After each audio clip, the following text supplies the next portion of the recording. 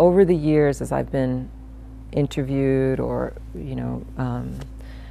written about my work, I am interested in a kind of recognition. I want diverse folks to recognize that the artistry is not outside of what we already do.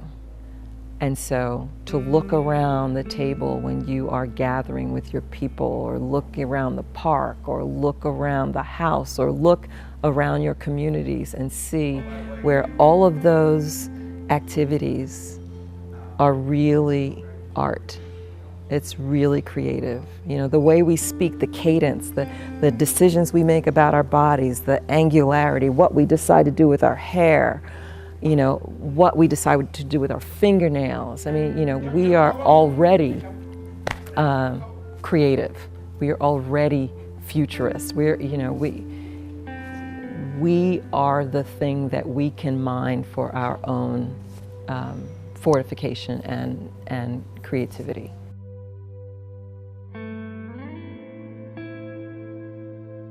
I'm Cynthia Oliver, choreographer, dance artist, mom, wife, friend.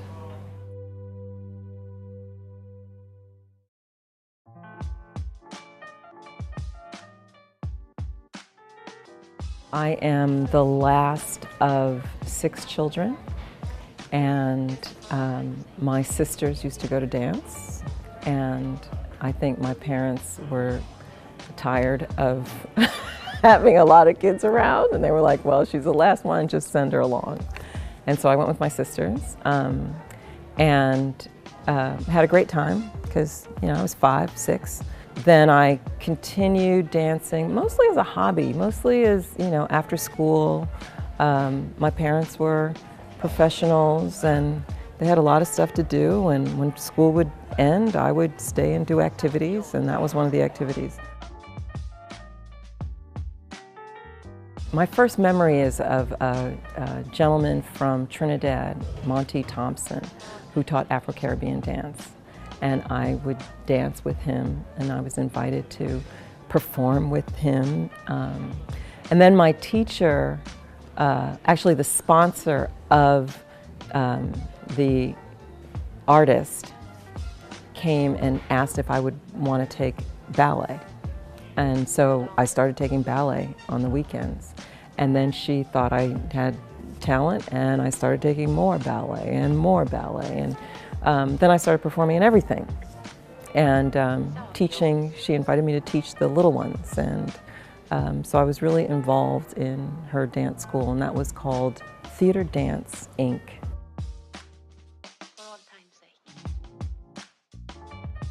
I wasn't thinking about dance being like a profession. I didn't want it to, I wasn't imagining that I would become a dancer. I was just having a good time as a kid.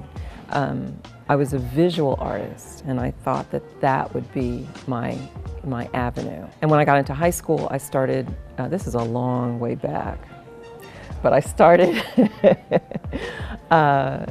taking drafting courses, physics, calculus. I thought, well, my visual art, my father was concerned that, like most parents, that as an artist, my future might be dicey. How would I live? How would I make money? And so I thought, well, I could think about architecture, engineering. I really dug drawing plans for houses and imagining what a structure would look like. And so I started preparing for that.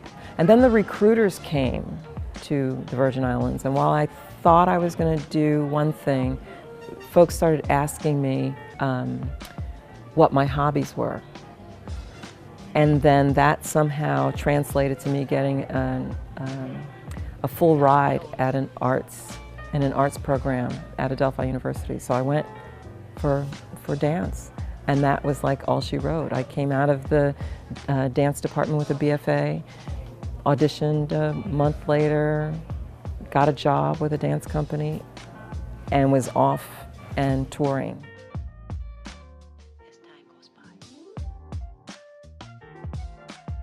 My very first evening length work was called Death's Door, And it was a response to the AIDS epidemic that I had been significantly affected by. So AIDS was one thing. We had lost a tremendous amount of amazing artists in the dance field. It was devastating. I also lost a number of family members in a very short amount of time. Not from AIDS in particular, but just, death. It happened, accidents, old age, illness, and it was just really weighing upon me. And so I created this evening length work, my first evening length work. And that kind of was a watershed moment. It won awards, it got a lot of recognition, and I thought, oh, maybe I can do this. I did another piece on race and the language of fashion called Unremovable Jacket.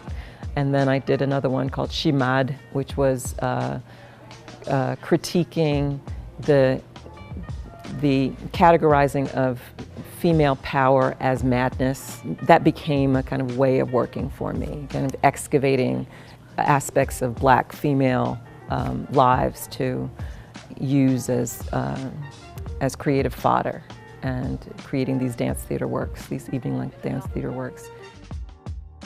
I learned the ropes of being a touring artist, and then got to a place where I was at a crossroads. Like, is this it? I go to town after town and perform, and while it was fulfilling to a certain extent, it was like I was in my 20s and thought, do I do this for another 30 years? Maybe I want to do something else. So I explored theater. I worked with my mentor, Laurie Carlos, who was one of the original performers in Entozaki Shange's For Colored Girls on Broadway, and performed with her company. Some of her original plays we did, some of Entozaki's work we did. I toured significantly doing that. And then came to another place where that was fine, it was good. I was dancing with a company, I was touring with theater company, and I still wanted more. And I went back to school and got an MA at NYU's Gallatin School, where they count your life experience for some of your requirements, and they allow you to create your own curriculum. So I pulled from all the areas that I was interested in: Caribbean literature, museum studies, performance studies, and that's when I discovered performance studies, and realized as I was defending my master's thesis that I wasn't done. And so I went over to the folks at performance studies and got a TA-ship there, and studied for my PhD. My professor from my BFA was employed here at the University of Illinois, and she reached out to me via email and said, congratulations on all of your accomplishments. If you ever want to consider teaching in the academic setting, let us know at Illinois. And I thought, well, maybe I will. And I came out, I had 3 days off before the show was going to go up, and I didn't really want to travel, but I said, well, I have these 3 days, but I have to get back. And so I came out here and did the circuit of speaking with everybody and teaching a class and all that. And by the time my show closed, I had an offer from Illinois. And so that's how I got here.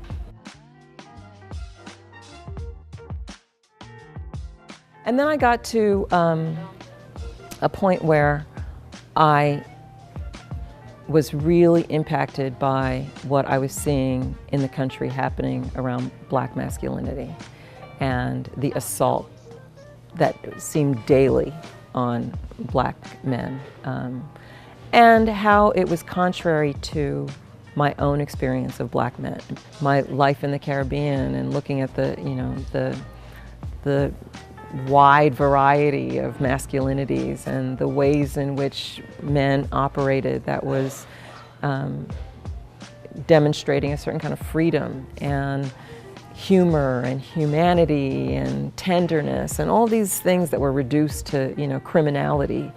And I thought that I could offer something more nuanced, something more complicated.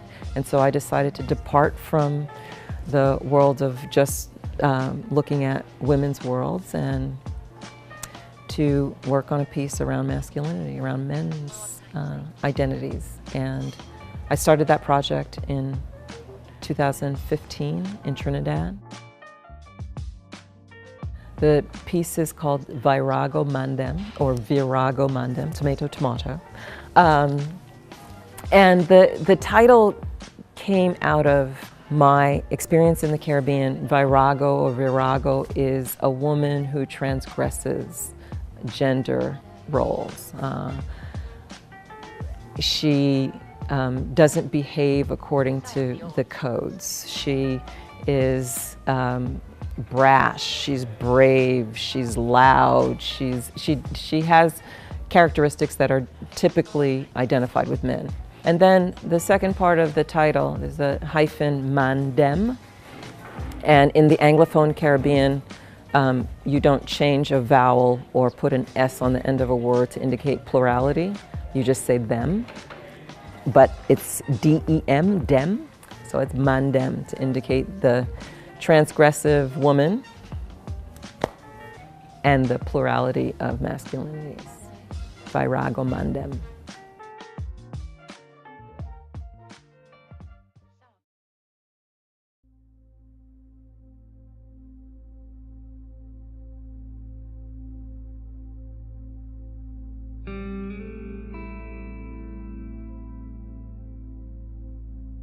I accepted a position in the Vice Chancellor for Research Office. So I am now the Associate Vice Chancellor for Research in the Humanities, Arts, and Related Fields. That's a long title. I'm trying to figure out how to shorten that and make it kind of hotter. Haven't figured that out yet. In that role, I get to advocate for the arts and humanities, social sciences across the institution, and I get to know my colleagues' work. We advise faculty on both internal and external funding, so we help with proposal writing, project development, all of that. It's really fun.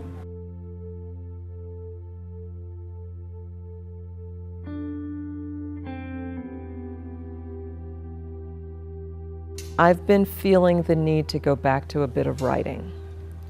I'm not exactly sure the direction. I think it might be a combination of things. And so I actually said that, which means that it might actually need to happen now. I'm not going to say any more about what that might look like.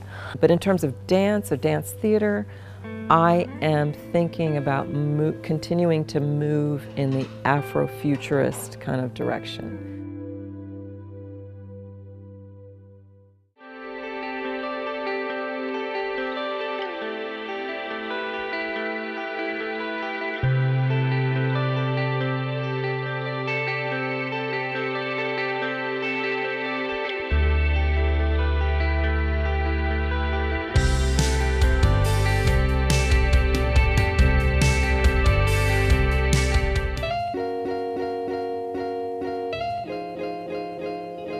To get involved and support the Urbana Public Arts program, please contact the Public Arts Coordinator Rachel Storm at rlstorm@urbanaillinois.us or 217-328-8265.